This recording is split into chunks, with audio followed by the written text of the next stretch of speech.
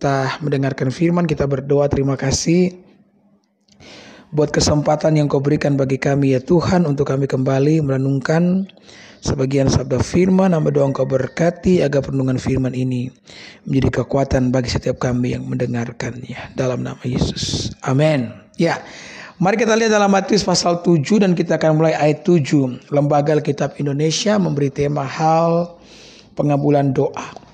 Mintalah maka akan diberikan kepadamu, carilah maka kamu akan mendapat, ketoklah maka pintu akan dibukakan bagimu. Karena setiap orang yang meminta menerima, dan setiap orang yang mencari mendapat, dan setiap orang yang mengetok baginya pintu dibukakan. Ya, saudara, Yesus menyampaikan sebuah khotbah yang mendorong setiap orang untuk meminta, mencari dan mengetok. Yang dimaksudkan Yesus di sini adalah meminta kepada Allah, mencari di dalam Allah, dan mengetok ya di dalam Allah. Artinya kita didorong untuk terus berpengharapan, didorong untuk terus percaya, didorong untuk terus berdoa ya. Sebagai manusia kita penuh dengan pergumulan. Ya, banyak sekali keterbatasan yang kita alami dalam kehidupan setiap kita. Bahkan saya sering kali mengatakan ya, keterbatasan yang kita miliki kadang jauh lebih besar daripada semua kelebihan yang kita punya. Ya, sehingga pada akhirnya saudara-saudara ya, rasanya semua kelebihan yang kita miliki tidak ada gunanya sama sekali, oleh karena satu kekurangan, satu kelemahan, ya satu masalah yang kita miliki di dalam kehidupan setiap kita. Dan Allah melihat itu, saudara. Ya, dan Allah bukan hanya sekedar melihat pergumulan yang kita alami.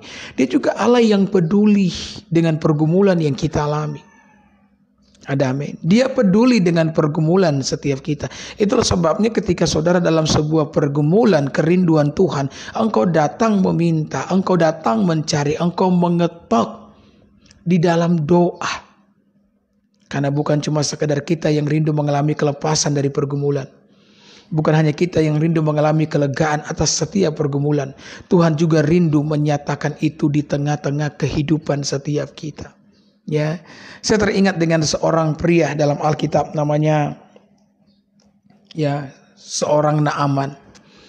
Naaman ini adalah panglima perang Raja Aram, saudara. Dia adalah orang yang hebat, luar biasa.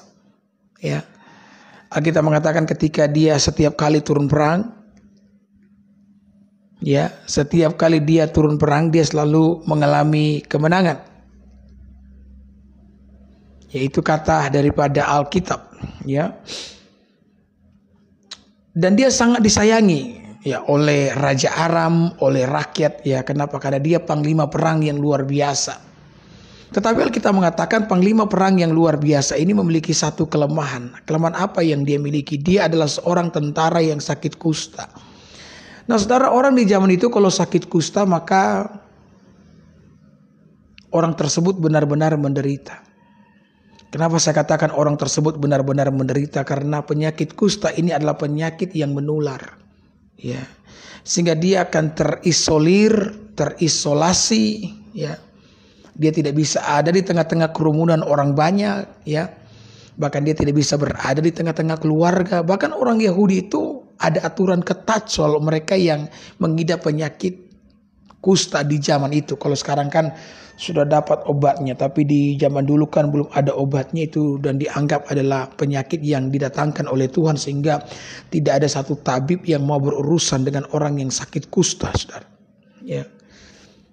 Maka apa yang dikatakan oleh Alkitab, ya, yang namanya Naaman ini mendengar bahwa di Israel ada seorang hamba Tuhan yang dapat menyembuhkan sakit yang dia alami. Maka Naaman pun pergi mencari ya kesembuhan yang dia rindukan terjadi dalam kehidupannya. Dan inilah saudara-saudara yang menjadi kerinduan Tuhan. Sama seperti Naaman yang mencari kesembuhan itu. Ya, dia meminta dan mengetok akan sebuah kesembuhan. Ya, demikian pula setiap kita harus mencari, meminta dan mengetok untuk setiap pergumulan kehidupan yang kau alami. Meminta kepada Allah, saudara-saudara, bukan sesuatu yang salah. Kadang-kadang kan kita memiliki pemahaman yang salah nih, bahwa Allah itu senang melihat kita menderita, dan ketika kita menderita kita sementara membayar harga untuk sesuatu yang pada kemudian akan menyenangkan hati Tuhan. Saudara, saya mau beritahu bahwa korban yang paling besar yang telah menyenangkan hati Tuhan adalah pengorbanan Kristus di kayu salib.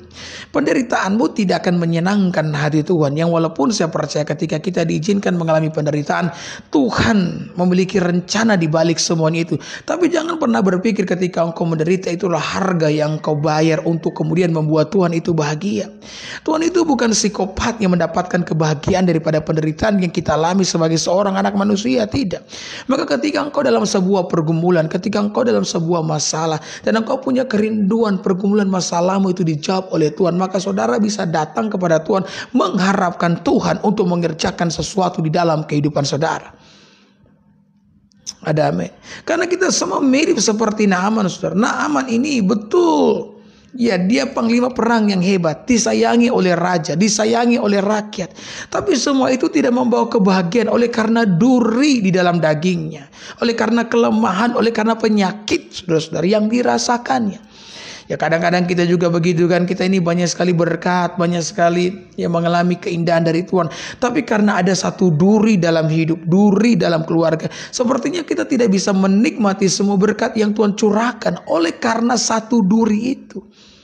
Ya, maka saya mendorong bagi setiap saudara untuk membawa semua itu kepada Tuhan. Karena dia adalah pribadi yang mendengarkan setiap doa-doa kita. Ya, dia berkata, mintalah maka kamu akan diberi. Ya, carilah maka kamu akan mendapat. Ketoklah maka pintu akan dibukakan bagimu. Karena setiap mereka yang meminta menerima, setiap mereka yang mencari mendapat, dan setiap mereka yang mengetok baginya pintu dibukakan. Ini jaminan saudara-saudara bagi setiap mereka yang mengharapkan Tuhan di dalam kehidupan ini. Maka saya berdoa nih, biar setiap saudara yang mendengarkan saya menyampaikan firman Tuhan, saudara tidak menjadi lelah di dalam meminta, tidak menjadi lelah di dalam mencari, tidak menjadi lelah di dalam mengetok pintu hati Tuhan. Selama nafas di kandung badan, maka selama itu pun kita akan berseru-seru memanggil nama Tuhan, agar Tuhan melawat kehidupan setiap kita, sehingga kita boleh berbahagia oleh karena perbuatan Tuhan di dalam kehidupan saya dan saudara. Amin. Apa yang membuat kita berani, saudara-saudara, berdoa, ya, kepada Allah? Ya, saya bacakan ayat yang ke-9. Adakah seorang daripadamu yang memberi batu kepada anaknya jika ia meminta roti, atau memberi ular jika ia meminta ikan? Ya. Jadi jika kamu yang jahat tahu memberi pemberian yang baik kepada anak-anakmu, apalagi Bapamu yang di sorga, ia akan memberikan yang baik kepada mereka yang meminta kepadanya. Kita tuh punya keberanian untuk meminta kepada Allah, karena kata Alkitab Allah itu adalah Allah yang baik. Dia Bapa yang baik. Yesus mengatakan sebaik-baiknya seorang Bapa dalam dunia, tetap saja itu Bapa yang jahat. Karena hanya ada satu Bapa yang baik, yakni Bapa yang di sorga. Dan Yesus berkata, jika Bapa yang baik, ya, tahu memberikan pemberian yang baik, apalagi Bapa di sorga, tidak mungkin, ya, dia kasih batu sama mereka yang minta roti. Tidak mungkin, ya, dikasih ular sama mereka yang minta ikan. Kalau kamu Bapa yang jahat tahu memberikan pemberian yang baik kepada anak-anakmu, apalagi Bapamu yang di sorga. Jadi kita tuh punya keberanian, punya kerinduan untuk meminta kepada Allah, memohon Allah melawat kehidupan kita, melawat semua pergumulan kita. Kenapa, saudara-saudara? Karena kita tahu bahwa Dia adalah Allah yang baik, Allah yang murah hati, yang menyatakan kebaikannya bagi setiap mereka yang mengharapkannya, bagi setiap mereka yang menjadikan Dia sebagai tempat perlindungan. Daud sendiri berkata, kulayangkan pandanganku ke bukit-bukit, ke gunung-gunung, dari manakah datang pertolonganku? Dan dia sendiri menjawab, pertolonganku datang daripada Tuhan. Saudara, gunung-gunung melambangkan orang-orang yang hebat, orang-orang yang luar biasa. Kadang-kadang kita mengharapkan mereka, saudara, menolong kita. Kadang-kadang kita mengharapkan mereka, ya, mengulurkan tangan agar mengeluarkan kita dari semua kesesakan yang kita alami. Tapi saya mau beritahu saudara-saudara, meskipun mereka memiliki kemampuan untuk menolong saudara, belum tentu mereka mau menolong saudara. Belum tentu mereka mau menolong kita. Tetapi saya mau beritahu, Tuhan itu adalah Allah yang baik. Dia memiliki semua kemampuan untuk menolong kita. Dan bukan hanya memiliki kemampuan, Dia juga memiliki kemauan untuk menolong saya dan saudara. Maka terus harapkan Tuhan. Terus, ya, memintalah kepadanya di dalam doa, teruslah mencari, meminta, mengetuk. Ya, maka saya percayakan ada saatnya apa yang kau minta diberi. Ada saatnya apa yang kau cari yang kau akan menemukannya. Ada saatnya apa yang engkau, ya, pintu yang engkau ketuk itu akan dibukakan bagimu, sehingga kau akan berbahagia dan kau akan berkata, sungguh Allah yang aku sembah adalah Allah yang hidup. Haleluya. Saya teringat satu kali ada seorang yang sakit kusta lagi, ya, datang kepada Yesus. Ya, memang kehadiran Yesus begitu fenomenal. Ya, dia menjawab banyak sekali kebutuhan. Ya, termasuk orang-orang yang sakit fisik, saudara. Datanglah orang yang sakit kusta ini. Dan orang sakit kusta itu ngomong, guru, jika guru mau, guru dapat mentahirkan aku. Ya, jadi ketika saya mengatakan guru, ya, jangan sudah berkata, tuh pendeta, ya orang kusta panggil dia guru berarti dia manusia. Ya, sebenarnya saya sering kali ngomong, ya, orang Kristen itu tidak mempersoalkan, ya, ketika orang-orang mengangkat ayat untuk menunjukkan kemanusiaan Yesus. Karena orang Kristen percaya Yesus sepenuhnya manusia dan sepenuhnya Allah. Amin. Dia Allah yang telah menjadi manusia. Maka kalau kita mengangkat, ya, ayat-ayat yang menunjukkan kemanusiaannya, ya, it's okay, no problem. Karena memang dia sepenuhnya manusia dan sepenuhnya Allah. Tidak ada pribadi yang sama seperti Yesus. Tidak akan ada dua kali. Yesus benar-benar unik, seunik-uniknya Tuhan, ya. Maka penting bagi kita belajar kristologi. Maka dibilang guru, kalau guru mau, guru dapat mentahirkan aku. Saudara, kenapa dia ngomong begitu? Kenapa dia tidak berkata, guru, sembuhkanlah aku? Karena dia sadar bahwa dia adalah seorang penderita lepra, penderita kusta. Tidak banyak orang yang mau berurusan dengan mereka yang sakit kusta, Bapak Ibu. Ketika mereka tahu engkau sakit kusta, maka mereka akan menghindar daripada saudara. Ya kan? Kadang-kadang ketika kita punya pergumulan, kita telepon semua orang, ya, yang mungkin kita berpikir dapat menolong kita, tapi semua nomor yang kita telepon, semua, ya, nomor yang Anda tuju terbuat dari batu. Ya, nomor yang Anda tuju semuanya melarikan diri. Ya. Saya membaca Alkitab ketika Daud menuliskan Mazmur di hadapan Allah, dia berkata, semua orang berbisik-bisik tentang aku dan mereka menggeleng-gelengkan kepala mereka. Saudara, ada saatnya dalam kehidupan ini, ketika kita mengalami pergumulan, tidak ada seorang pun yang mau memandang kepada kita.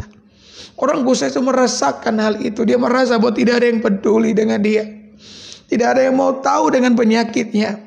Ya, sehingga dia berkata, guru, jika guru mau, guru dapat mentahirkan aku. Saudara, orang kusta di zaman itu diperlakukan sangat buruk loh. Mereka itu dipakaikan kalung yang ada loncengnya untuk menandai kalau mereka orang kusta. Mereka jalan dengan baju compang-camping, ya. Rambut mereka dibiarkan panjang terurai, saudara-saudara. Ketika mereka jalan beberapa langkah, mereka harus teriak, najis.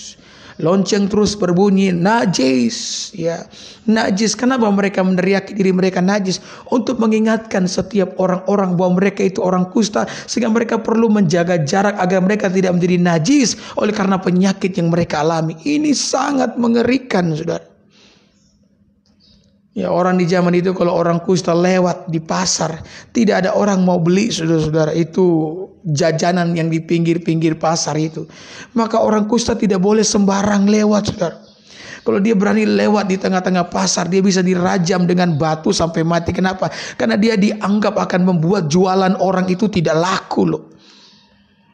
Bayangkan dengan semua saudara-saudara yang dirasakannya. Itulah sebabnya dia datang kepada Yesus dan berkata, guru, jika guru mau, guru dapat mentahirkan aku. Ya. Yang kedua, saudara-saudara, selain mungkin berhubung dengan penyakit kusta yang dirasakannya, mungkin juga dia, ya, berpikir apakah Yesus mampu menyembuhkan dia. Betul enggak? Apakah Yesus mampu menyembuhkan sakit kusta yang dialami, sehingga dia berkata, maksud saya adalah orang ini percaya Yesus mampu menyembuhkan dia, tapi pertanyaan besarnya apakah Yesus mau? Betul ya. Semua kita nih kalau ditanya apakah Tuhan mampu untuk melakukan segala mujizat, mampu enggak? Mampu. Beberapa teman berkata, Tuhan kok jadi manusia? Saya bilang, agamamu agama apa? Dia bilang, saya agama Islam, Pak Pendeta. Saya bilang, kamu percaya enggak Tuhan kamu mampu melakukan segala perkara? Tuhanmu Maha Kuasa. Ya, saya percaya. Kalau jadi manusia, mampu enggak Tuhanmu? Ya, dia terdiam sejenak. Ya, saya bilang kalau tidak mampu, berarti itu bukan Tuhan. Betul enggak ya? Tuhan itu mampu, saudara-saudara, melakukan apapun. Tapi pertanyaannya, apakah Tuhan yang mampu ini sanggup, maksud saya mau menyembuhkan orang kusta ini? Ya, suatu apa yang dilakukan oleh Yesus. Yesus bukan hanya sekadar berkata, aku mau, jadilah engkau tahir. Tapi apa kata Yesus? Alkitab mengatakan dia mengelurkan tangannya. Dia menjamah kulit orang kusta ini. Sesuatu yang tidak boleh dilakukan oleh orang sehat. Saudara, orang sehat itu harus punya jarak dengan orang kusta.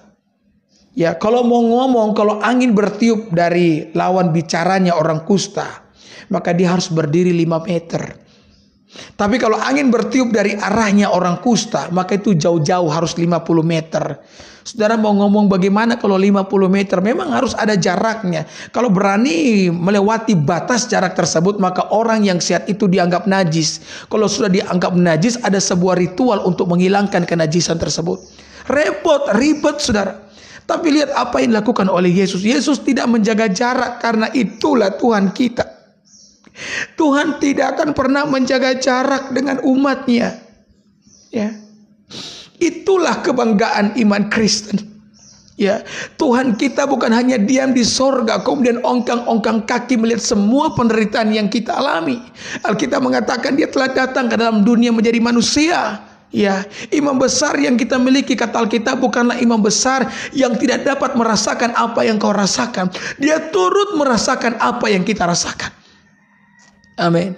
Memang saya percaya walaupun Allah tidak perlu jadi manusia, dia bisa merasakan apa yang kita rasakan karena dia adalah Allah. Tapi penting bagi dia untuk menjadi manusia supaya kita tahu bahwa dia telah merasakan apa yang kita rasakan. Saya mau beritahu Bapak Ibu, engkau tidak pernah sendiri dalam hidupmu. Ketika engkau dalam semua pergumulan kehidupan yang kau alami, di sana ada Immanuel, di sana ada Tuhan yang menyertai setiap kita. Dia tidak pernah jaga jarak dengan orang-orang yang membutuhkan dia. Ya, penyakit kusta membuat semua orang menghindar dari orang ini. Satu-satunya yang mendekat dan berani menjamah kulitnya yang najis adalah Yesus. Amin. Yesus menjamah kulitnya yang najis itu. Sambil Yesus berkata, aku mau, jadilah engkau tahir. Haleluya. Lega sekali mendengar jawaban Yesus, aku mau, jadilah engkau tahir. Saudara tahu, Tuhan mau memulihkan keadaan kita. Dia mau memberkati kehidupan saudara. Apa yang menjadi pergumulanmu pada hari ini, jangan biarkan semua itu membuat engkau kehilangan iman di hadapan Tuhan. Amin. Ya. Haleluya. Saya lihat di sini banyak yang bertanya, ya nanti saya akan jawab ya. Sesudah saya selesai sampaikan firman. Saudara tunggu saja, tidak lama lagi saya selesai. Buat anak muda jangan bunuh diri ya. Hanya karena engkau punya masalah pergumulan. Saya itu melihat beberapa hari belakangan.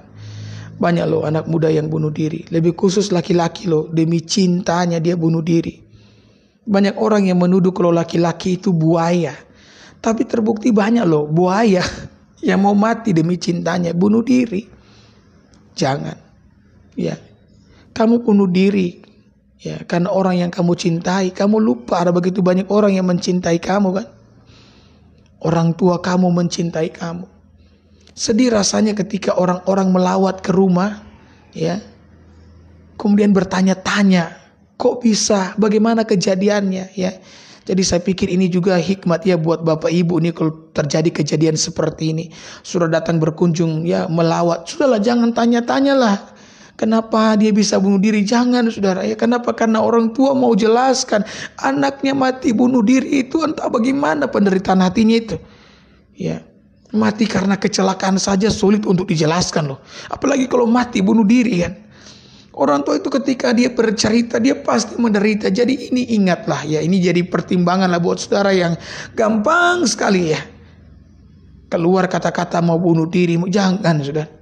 Kasihan orang tua. Saya mau beritahu bahwa tidak ada masalah yang kekal dalam hidup ini. Berulang kali sebagai pengajar Alkitab saya selalu memberitahu tidak ada saudara ya, yang matahari yang terus bersinar dengan teriknya. Ada saatnya matahari terbit, ada saatnya matahari terbenam. Ya, langit yang kelabu itu hanyalah awan yang gelap. Tidak ada masalah yang kekal selama kita hidup dalam dunia ini. Kalau saudara bertanya kepada saya, Pak Pendeta, apa yang kekal? Maka saya beritahu, yang kekal itu adalah cinta Tuhan kepadamu dan kepadaku. Maka jangan pernah menyudahi kehidupan saudara hanya karena saudara memiliki sebuah pergumulan kehidupan yang sangat berat. Kenapa? Karena Tuhan itu ada dan Dia tidak jauh dari kita. Dia tidak pernah menjaga jarak dengan kita. Dia ada bagi setiap kita. Engkau mungkin tidak bisa merasakannya oleh karena yang kau rasakan saat ini adalah beban kehidupanmu. Tapi yakin percaya Dia ada dan Dia melihat segala pergumulan yang kita alami. Dia menampung, kata Alkitab, air mata kita dalam kirbatnya. Maka yakin percaya engkau tidak pernah sendiri. Dia ada bagi kita. Yang percaya katakan amin. Haleluya.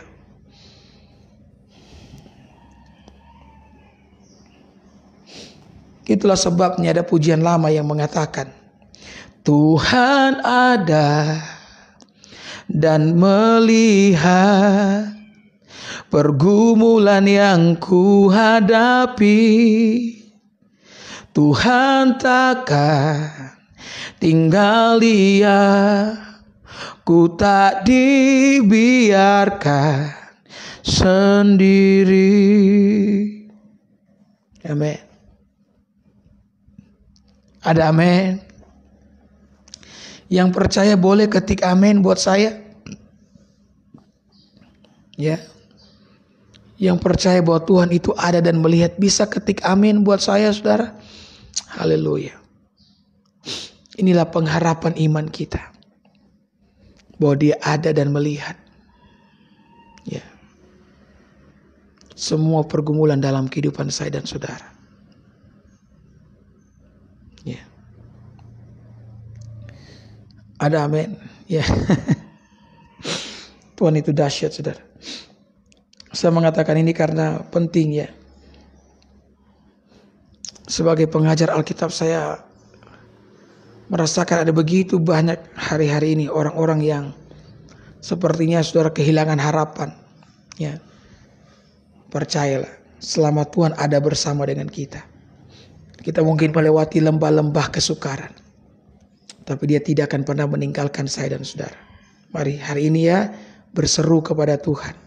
Berharaplah kepada Tuhan. Karena Dia Tuhan yang baik. Haleluya. Amin, amin, amin, amin. Puji Tuhan. Haleluya. Ya, sebelum saya berdoa buat saudara, saya akan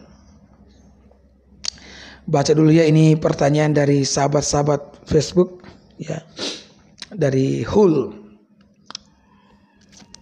Oke, saya baca ya. Kalau membahas kitab suci itu sesuai konteks, bukan kontes ya, konteks